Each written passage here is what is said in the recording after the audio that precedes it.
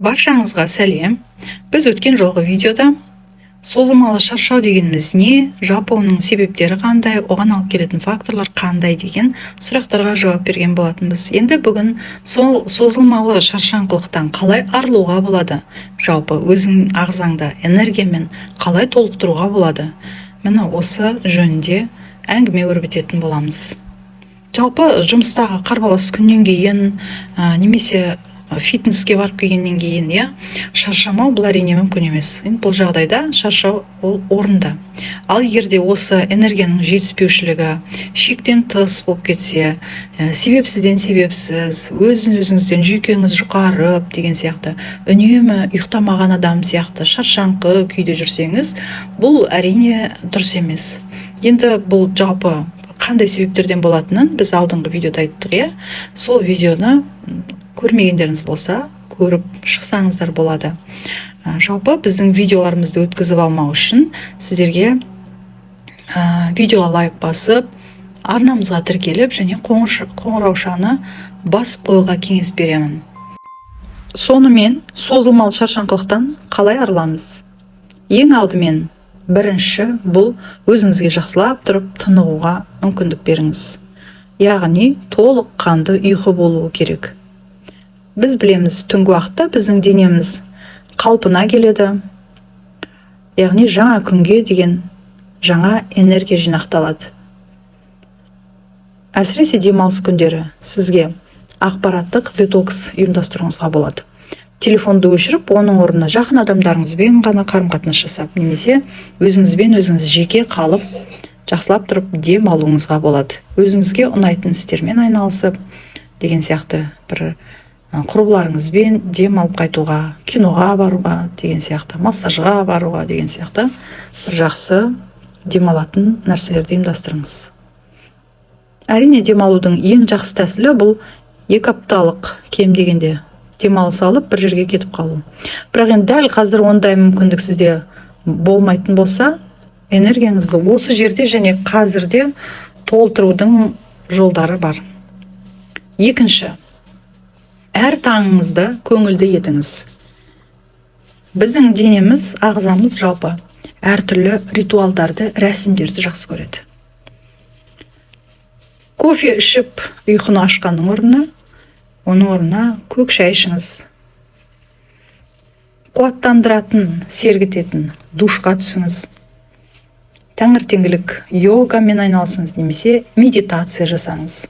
Бұл сіздің ұйқыңыздан сергек, жақсы оянуыңызға, күні бойы жақсы көңіл күй және күннің қалған бөлігіне энергия алуға көмектеседі.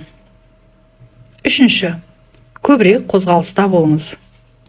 Физикалық жаттығулар жақсы энергияның көзі. Олар қан айналымын жақсартады.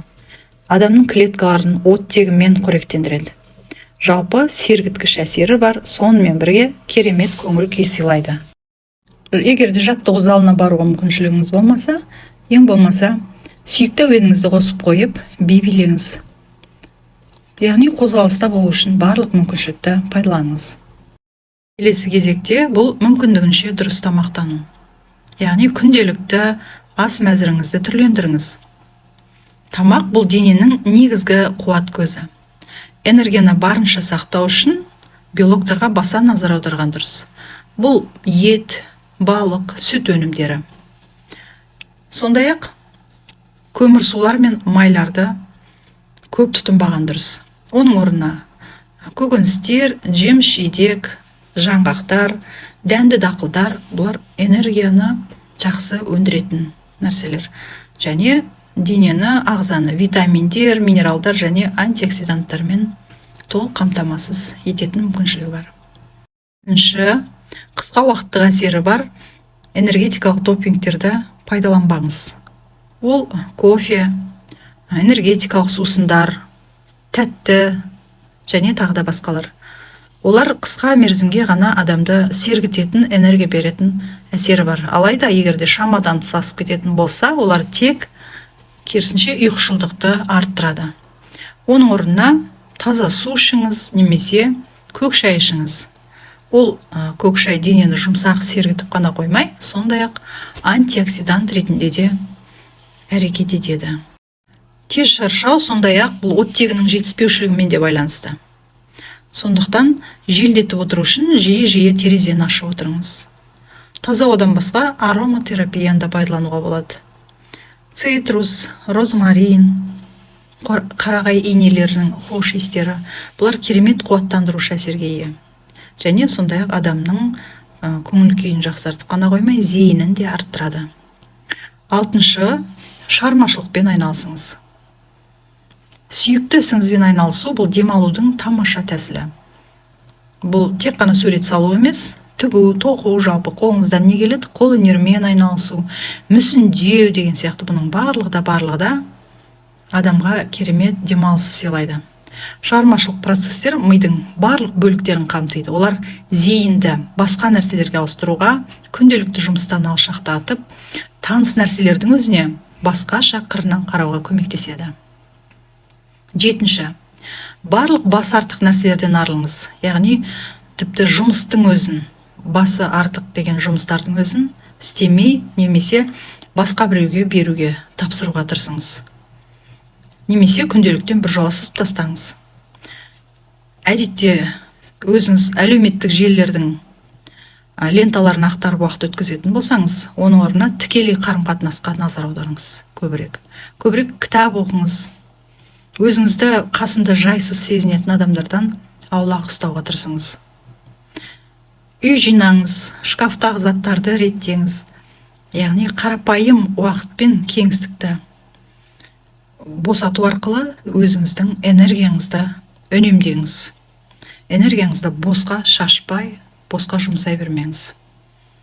Кейде бұл шаршау сезімі табиғи нәрсе болуы мүмкін. Алайда бір аптадан немесе одан көп уақытқа созылып кететін болса, және де біз жоғарыда айтып өткен әдістердің ешқайсысы да көмектеспейтін болса, онда дәрігермен кеңесу артық болмайды. Қуатты орнына келтіру, жалпы қалыпты жағдайыңызға тезірек оралу үшін әртүрлі нәрселердің алдын алған дұрыс болады. Ол негізгі әртүрлі қандай да бір соматикалық аурулар, немесе темір тапшылығы, гормоналдық факторлар, немесе депрессияның қаупі, бұның барлығының алдын алу үшін дәрігерге қаралыңыз. Және де психологқа да жүгінсеңіз болады. Назар қойып тыңдағандарыңызға рахмет. Сіздермен бірге болған пайдалы психология арнасы. Көріскенше күн жақсы болсын.